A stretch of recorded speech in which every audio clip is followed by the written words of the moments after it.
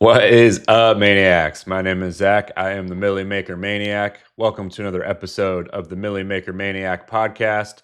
Today, I am doing a $100 draft on DraftKings. This is their 500K Hot Route tournament. It's a 3-entry max with $100,000 going to first place. We'll quickly look at the structure of this tournament.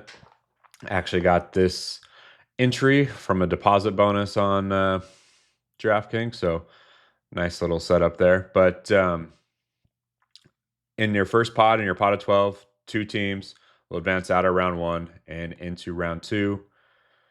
You're put into a new 10-person pod. The top 2 teams will advance to round 3 in week 16, and you're guaranteed to make $50 if you make it to round 2. Start to make some decent money when we get to round 3. You 5 extra money. You get put into a new pod of 8. And first place in that week advances to the 23-person final, which is pretty sweet. If we make it to the final week of week 17, guaranteed $2,500. Only got to beat out 22 people, I guess, to get $100K for first place. So much easier path than like the Millie Maker tournament where we were having to take on 970,000-ish entries. This one is a much smaller tournament and a much smaller final too, just 23 people. So like the structure here. We're going to be picking out of the 7 spot today.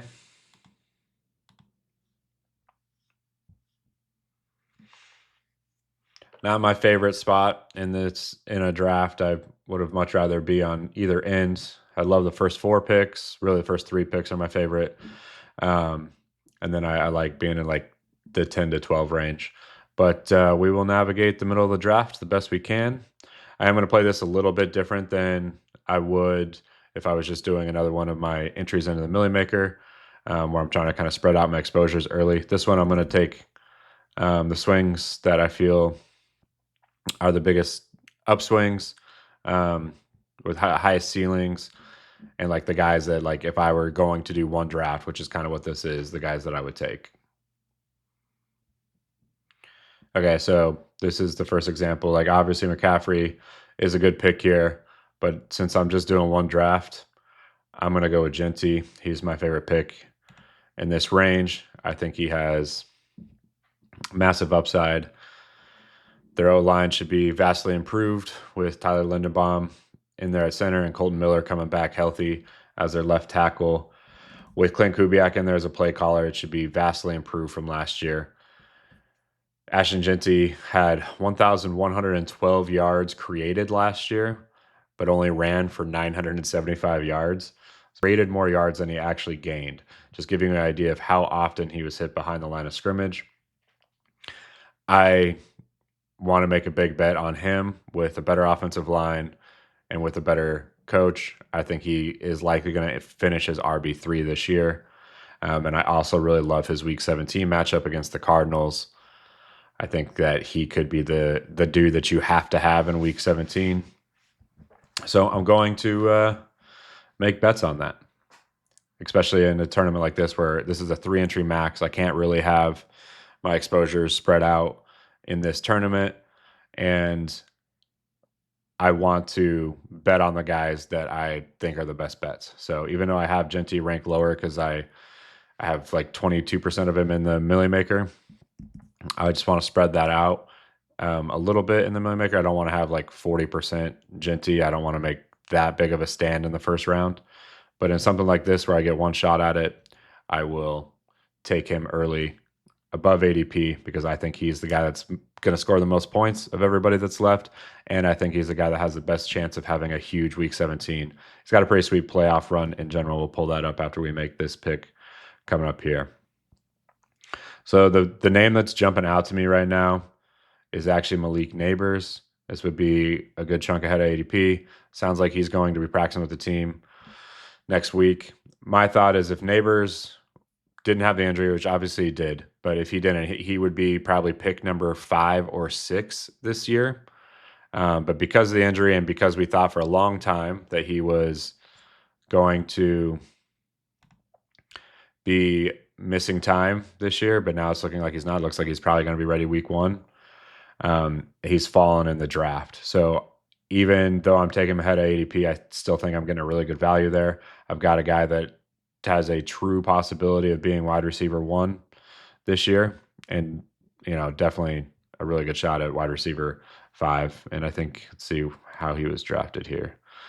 1, 2, 3, 4, 5, 6, 7. So I took him as wide receiver 8, which I'm totally fine with. I think that he smashes that outcome if he plays all year long, and I think that's looking like what is going to happen. So let me pull up the Raiders playoff schedule. So Denver week 15, obviously not a fantastic matchup, but then they are playing Arizona or playing Tennessee at home, and then at Arizona, 2 defenses that you're not scared of. One in Vegas, which is in the dome, and then Arizona's also in the dome as well. So you don't have to deal with any weather issues or anything along those lines. So I think it's a pretty sweet setup for Jeanty to have 2 big weeks when we need them most. So we put ourselves in a position to have a balanced build here. We'll see what falls to us at our next pick. But yeah, I really like this start. This is a start that in this tournament probably won't be seen very often. Jeanty Nabers start. Maybe there's a few, but I doubt in this tournament there's much of these at all. So I think it gives us a unique start and a start that I believe in. I think these guys are both going to outperform where I'm drafting them at.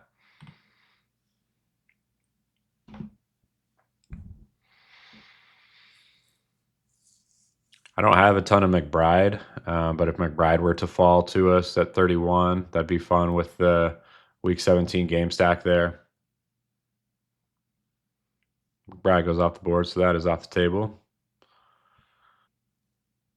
I'd pretty much take this as I have it ranked right now. I think I'd go Egbuka, Allen, Love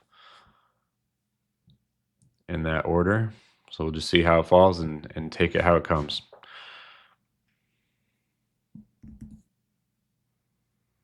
Pretty fun to be able to, just put the money on that I was already going to put on, get a little deposit bonus, and have a $100 bet at making 100K. That's why I love best ball. We get to compete against 12 other people, see who in the room knows ball best, as well as, just can avoid variance. But such a fun game. Such a fun game to be able to draft against 12 other people to make some serious money.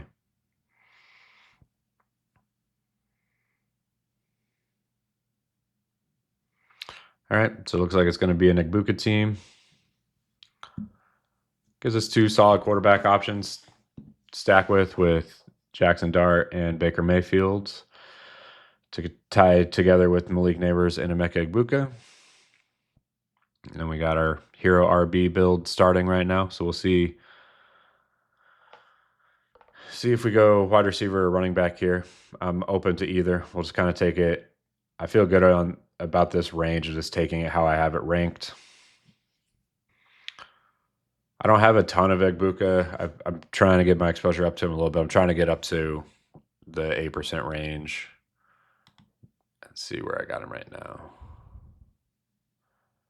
Yeah, I just have 6% of him on DK, 8% in the Millie Maker tournament. So right around even. I wish he was just like 4 or 5 picks cheaper, and then I would get a good chunk of him. But he definitely has upside. He definitely could be a guy that outperforms his ADP there. I think there's guys in that range that have a little bit higher likelihood of paying off their ADP. Like I like Zay ahead of him, Zay Flowers. I think Ladd's got a good shot at it. Devonta Smith, Jalen Waddle. I think they're kind of all in that same boat of like their ceiling and their upside as well as their likelihood to hit that ceiling. So him just being at the top of that tier, I don't have a ton of him, but I do want to make sure that I'm getting him because, like I said, I think they're pretty similar bets in that whole range.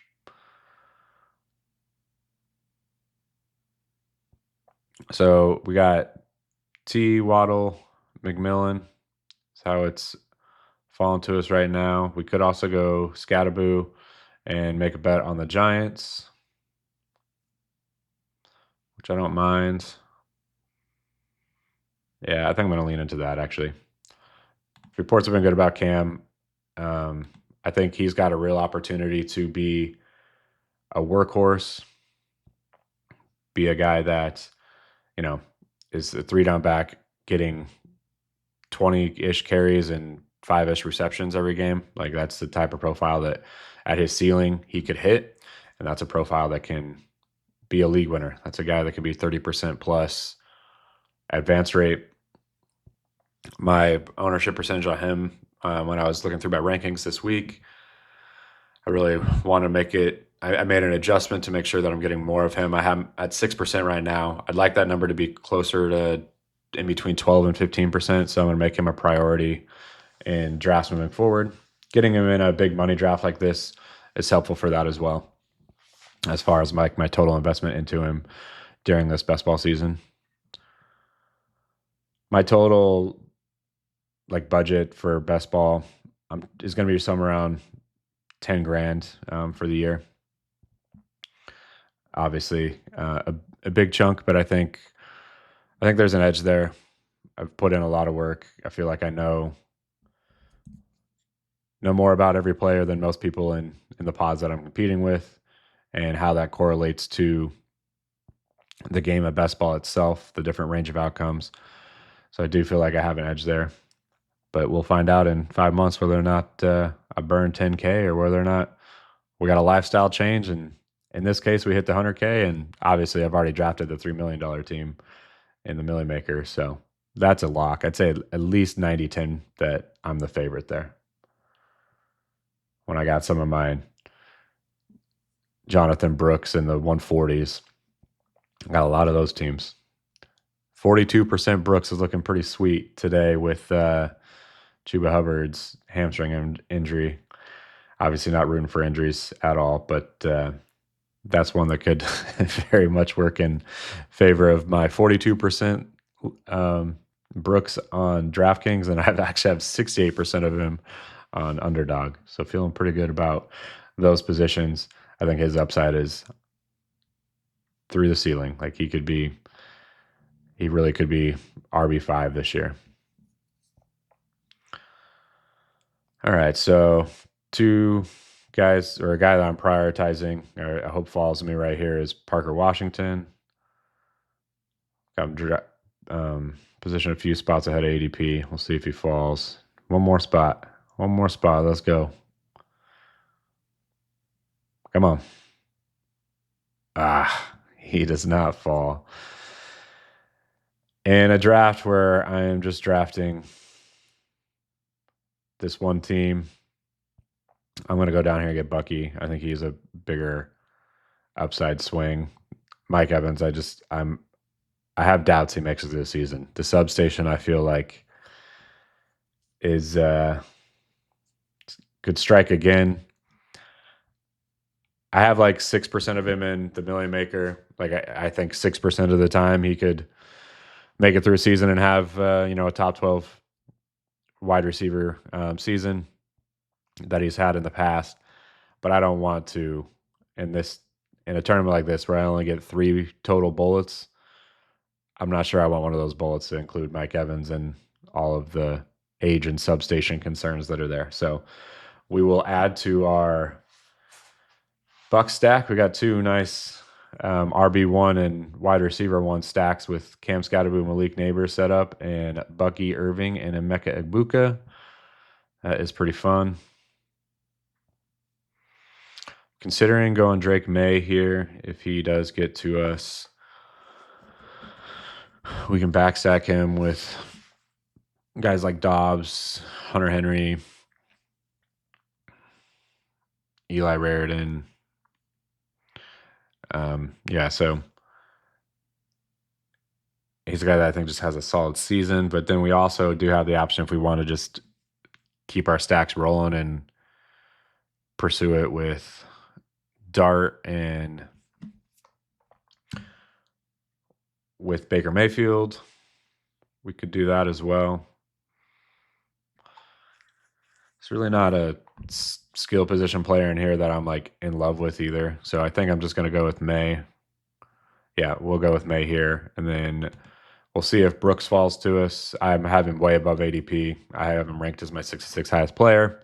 I've had him way above ADP all season. So I've got, like I said, a ton of Brooks, but I would love to make another bet on Brooks here. I think he is an exceptional talent, an exceptional talent that is now healthy and probably going to get an opportunity to be a workhorse earlier than expected now with the Chuba Hubbard possibly missing some time. It's all just coming together for Brooks to be an absolute smash this year. I don't want to slow down on my exposure to him. I believe in the talent. Watched him. I live here in Austin, so I saw him in person a few different times play at UT, and I've watched every single. There's not a lot of film on him in the NFL, but the few plays that he did play, you could just see something different. He has an exceptional balance where he just bounces off tackles and he never looks rushed. And then he just is like, looks like kind of, it's almost like it's low effort, but then he's just flying by guys. So I'm a big fan. And if we can get him here with our next pick, he will definitely be on the team. I like how this team is shaping up though. Currently at a 1-3-2 build. I'll go back to the draft board here. We got Jeanty, Nabers, Egbuka, Skattebo, Bucky Irving, Drake May. Brooks does go off the board there, so that dream is dead, but that's okay. We're in a strong position at running back right now.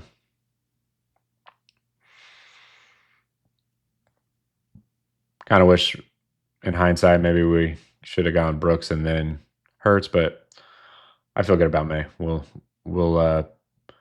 play this one as if May is going to run it back as an MVP candidate like he was last year. We'll tack on some pieces to him as well. Kind of an odd range here. Nobody that I'm really in love with. Like Herbert is by far my favorite pick here. I'm going to reach a little bit and, I'm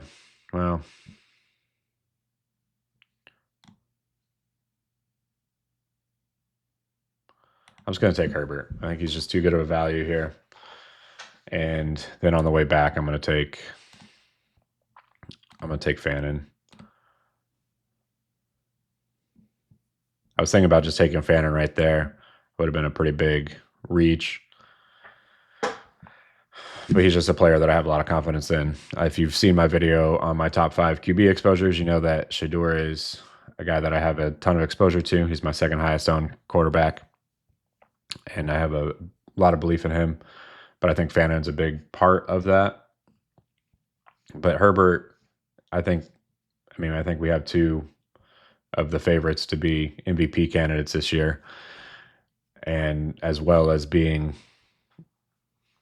key advance rate guys and guys that can be hugely important in the best ball playoffs, and Drake May and Justin Herbert. So we can add stacks of them later. They have pieces that we can get later in the draft. But even if we don't stack them up, I just think we are getting guys that are going to score a lot of points. And we can just go 2 QB, or I am getting Fannin here, so we have the opportunity to take Sanders later, or if like Dart or Mayfield fall, we can take them later as well and add a third quarterback, but we don't have to. We're in a good position now.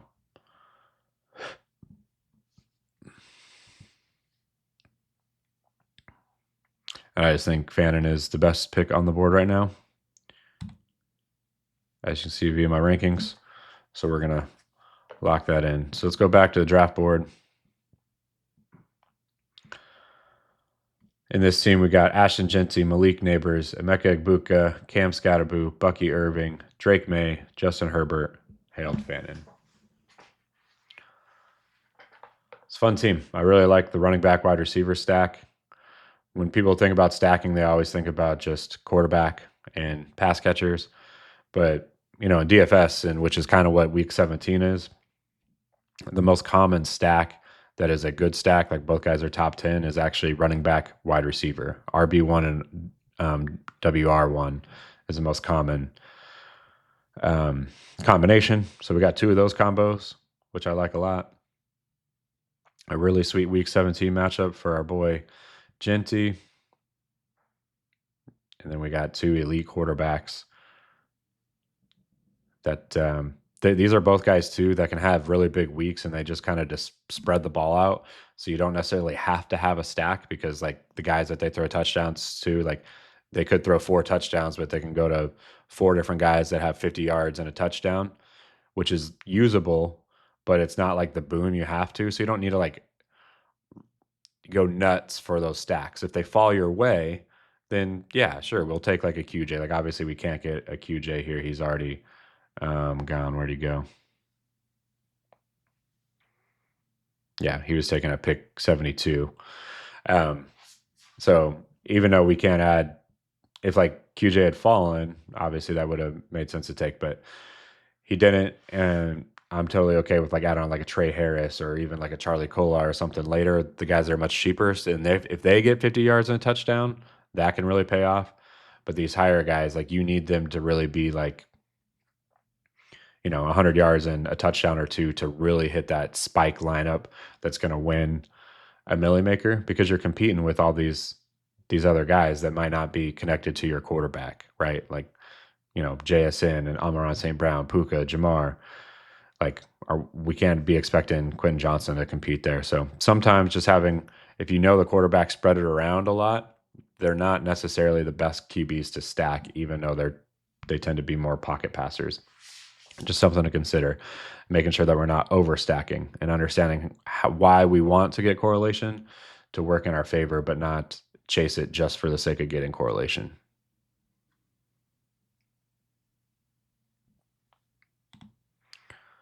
I got 2 receivers. We got 2 really good receivers, Egbuka and Nabers, but I'd probably go Lemon here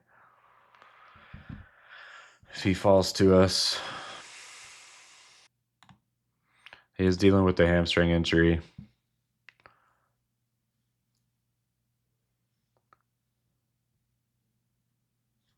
I'm not overly concerned, and I think his upside is still pretty phenomenal. We got some other wide receivers coming up that I like as well. Golden, Worthy, Concepcion.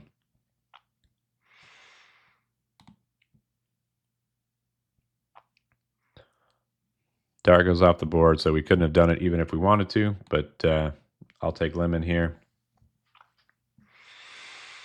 Just too good of a prospect to be taken in the 10th round. Way too much upside there. Love it. I feel like he pays off that ADP in the vast majority of his median outcome seasons, and he has the potential to absolutely smash that ADP, which is exactly the type of players we're looking for. That is the exact profile that we want.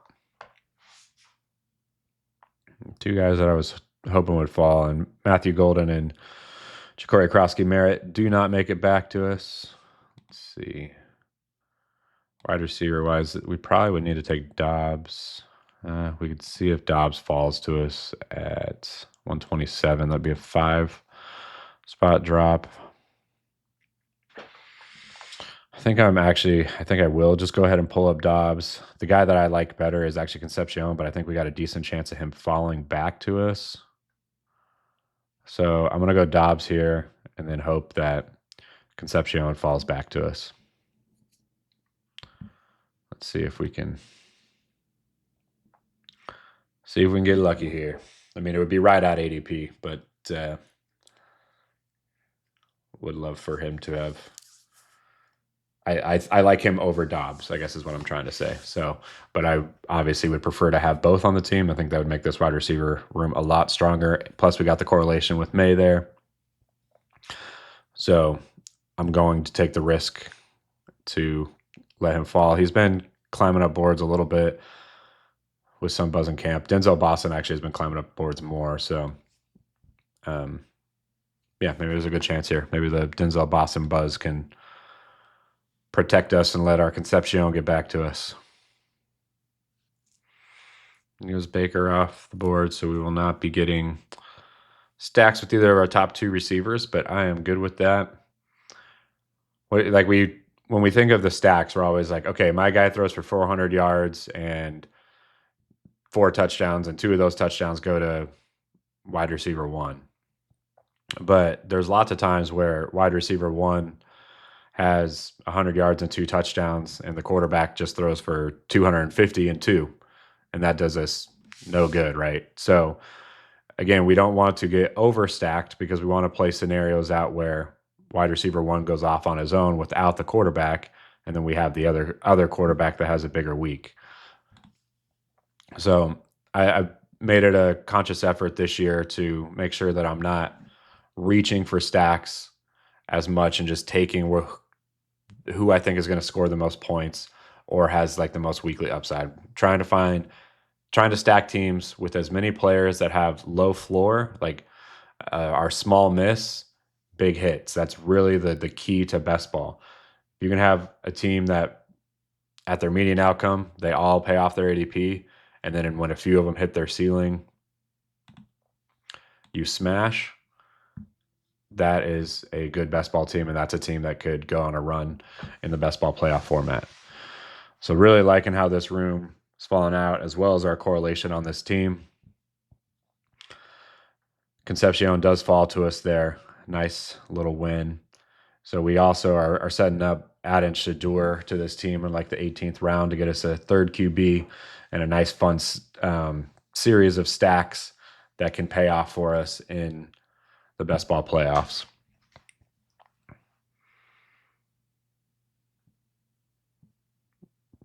Yeah, all these guys fit the exact profile that I'm looking for.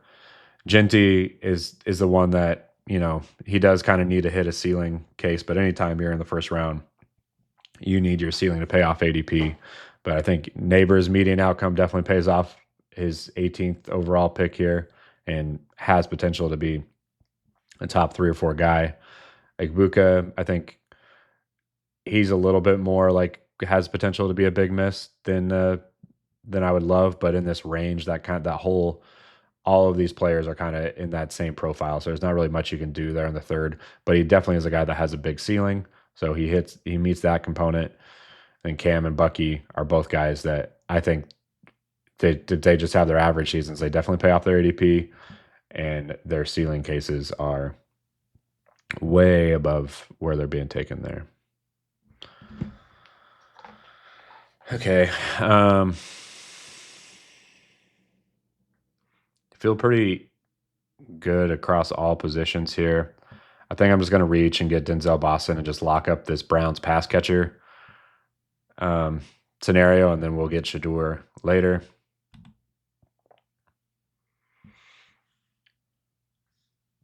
I know I might have a short fantasy football analyst career by telling people to bet on the Browns, but I think that the Browns pass catchers are an exceptional value, and I love adding Shedeur to them.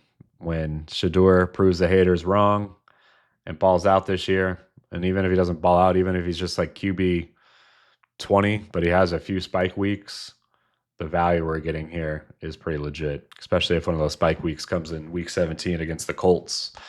That would be a fun one. I think the Browns are going to be in a lot of games where they're trailing late, and I think the combination of Todd Monken and Shedeur Sanders, they're not going to play it like they played it last year under Stefanski, where they played scared. They played to lose 13-10. That was literally like how they were playing. They just were trying not to get embarrassed. This year, I think their defense is going to be a little worse without Miles Garrett, and with Jared Verse in there. Verse is a great player, but he's not Myles Garrett. I think there's some holes in their secondary, so I think they're going to give up points. And Todd Monken is an older coach getting his first shot at being a head coach. I don't think he's the type of guy that's going to, just try to not get embarrassed. He's a dude that's going to try to win those games, and I think Shedeur has that same makeup too. I think they're going to have a lot of points late in games and have some exciting fantasy finishes. And I just believe that Shedeur is actually a solid quarterback, and I think he has the appropriate mindset a to be the dude. So I'm making bets on it. It's very possible that makes me look real bad in a few months, but I'm okay with it. I feel good about the shot we're taking. Okay. So I'm considering taking Hunter Henry to out of my stack, but I think this is a good example of like, no, just go get the guy that can score more points. Like, and if we're playing in 1 week, who do I think can score more points in one game? Who has more upside, Travis Hunter or Hunter Henry? And to me, the answer is definitely Travis Hunter. So we are going to take Travis Hunter and hope that we get at least one big boom game, betting on his immense talent during the best ball playoffs. We don't need a lot from him during the regular season because we got a solid wide receiver room that I feel pretty good about. Nabers, Egbuka, Lemon, Dobbs, Concepcion, Boston, Hunter. Obviously, there's some injury concern. Egbuka left practice yesterday with a toe thing. Doesn't sound like it's serious at all. But Nabers coming off the ACL, Lemon with the hamstring right now. But a lot of young players in good positions to get a lot of volume, make big plays, and have big games. Those are the type of guys that I like for best ball.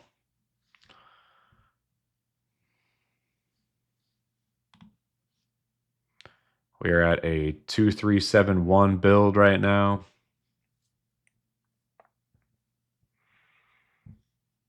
Maybe Henry will fall to us. I pick 162. I'd be into that. We can also go McMillan and add to our Buccaneer stack. Both are pretty solid options here. If they fall, they'd both be falling about 7 picks past ADP. McMillan goes off the board, so we're hoping for Henry here.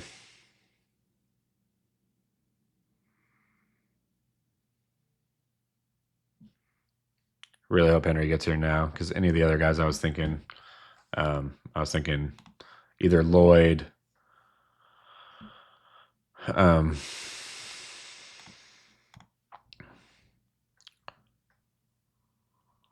I was thinking either Lloyd or Jaden Blue was the other one I was thinking, but they both go off the board. So now we are hoping that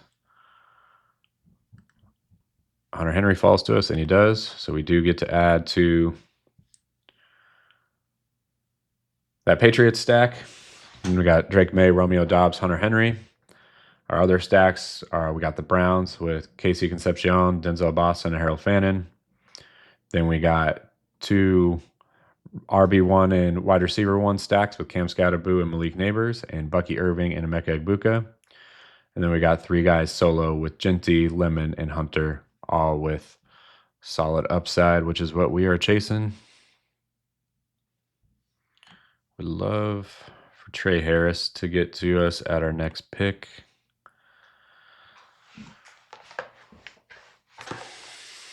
And then I definitely want to get Pat Bryant as well. I have him ranked 25 spots ahead ADP. I have a ton of him. Let's see, how much Bryant do I have?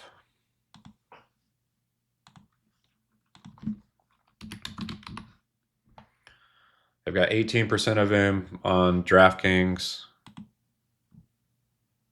and 33% in Best Ball Mania as my 18th round pick. He's climbing up boards, but I think he's wide receiver 2 in Denver this year. I think that is how it's going to play out. Trey Harris does go off the board, so that is a bummer there. Did Pat Bryant also go off? Yeah, he did. So tough little run there. Thought I was pretty locked into getting at least one of those guys. Wait, did Bryant not go off?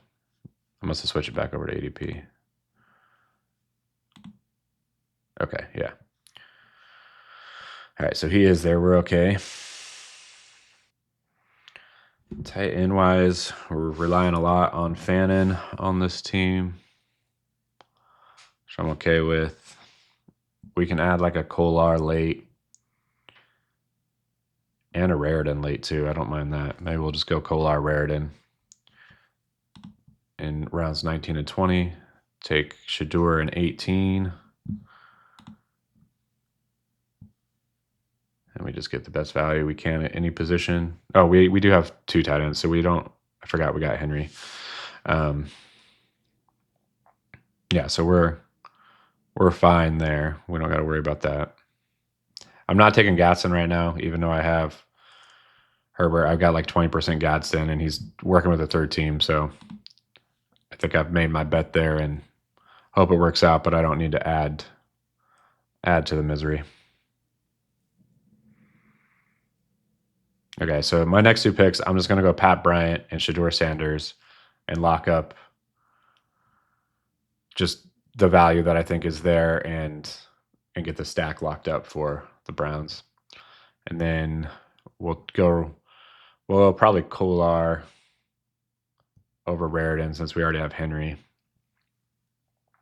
later on, and then we can just take one other value. At some point, we could add right now we only have 3 running backs.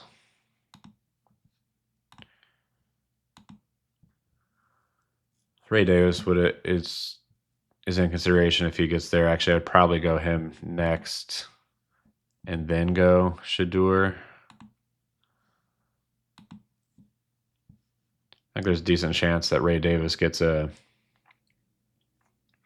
shot in week 17, not because of an injury or anything, just because maybe if they have like the 1 seed locked up, if Cook's like banged up at all, maybe they just give him the week and he gets a big game against the Dolphins.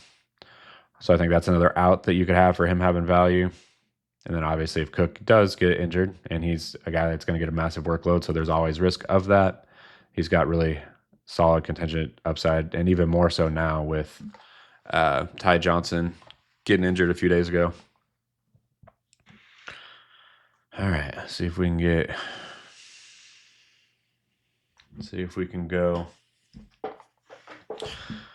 Ray Davis and Shedeur Sanders here. Be a pretty sweet way to get these next 2 picks to fall. I'd be good at running back. We'd be doing a hyper fragile team with just 4 running backs and really just 3 running backs. We don't have any bye issues though with Jeanty, Skattebo, and Irving. All right, he does fall to us. We will go ahead and take Ray. Now we hold our breath and hope Shedeur gets to us and we can finish this mega stack of the Browns. And we can turn this into a $100,000 lineup. Appreciate you guys tuning in. If you're still with me, I appreciate you watching. Please like and subscribe and share this video with anybody you think might like it.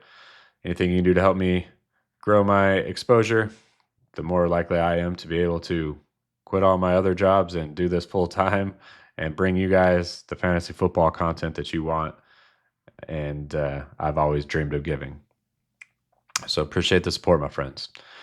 Go ahead and check out millionmakermaniac.com as well. The first 100 subscribers there get a lifetime membership for $50 a year. That price will never go up. And I'm adding a ton of tools. There's a ton of resources there. Player profiles with advanced analytics for every single player that's being drafted. Team breakdowns, all the offseason moves, their playoff schedules, my take on what to do on them, with them in best ball, and just their season outlook. We got the projection builder. We got the rankings builder where you can create your own projections and create your own rankings and then put those on DraftKings and Underdog. We've got the player compare tool where you can compare side by side up to 4 players and all of their advanced analytics.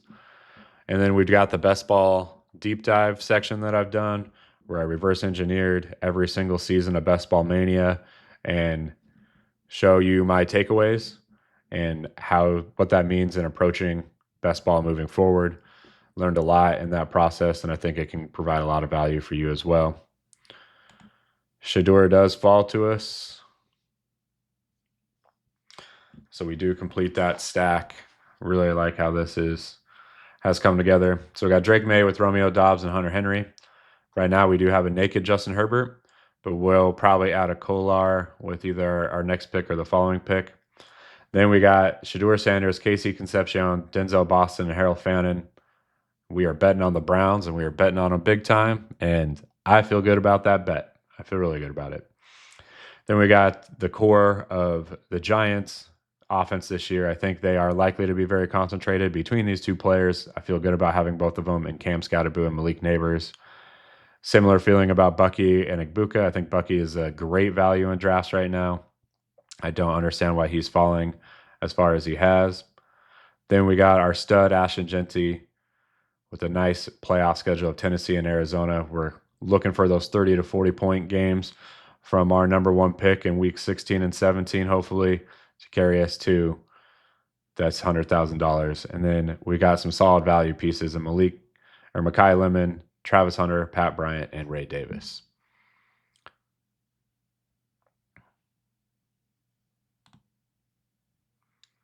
So I'm going to go Kolar with my next pick here. Seems like he's going to be the tight end that's on the field the most, and it sounds like they want to have him involved in the pass game. He has a college profile for doing that, so we'll go ahead and believe what McDaniels is saying and bet on that offense being incredible, and that does give us our first stacking partner with Herbert. I kind of want to add Isaiah Bond too. He's quietly been having a really good camp, and nobody's talking about it. This is a guy that I expect will be like, yeah, according to Spike Week, it's showing that in this tournament, he'll only be 3% owned. That is a really nice, a guy that, like, if he goes off and nobody else has, you can just destroy a tournament. So I like that. We have 2 picks left. Yeah, so what I'm actually going to try to do is I'm going to try to go Brendan Thompson and Isaiah Bond with my last 2 picks. I think I'll go Thompson first because Bond, I think, is getting less pub than Thompson. And obviously I have Shedeur, so I don't think anybody else is trying to create a Brown stack. So that's what we're going to try to do. That'll give us a 10 wide receiver build, which I'm good with. I feel good about my running backs. We're making bets that these guys hit. If they don't hit, this team is pretty much dead anyways because we've spent the capital on them up at the top.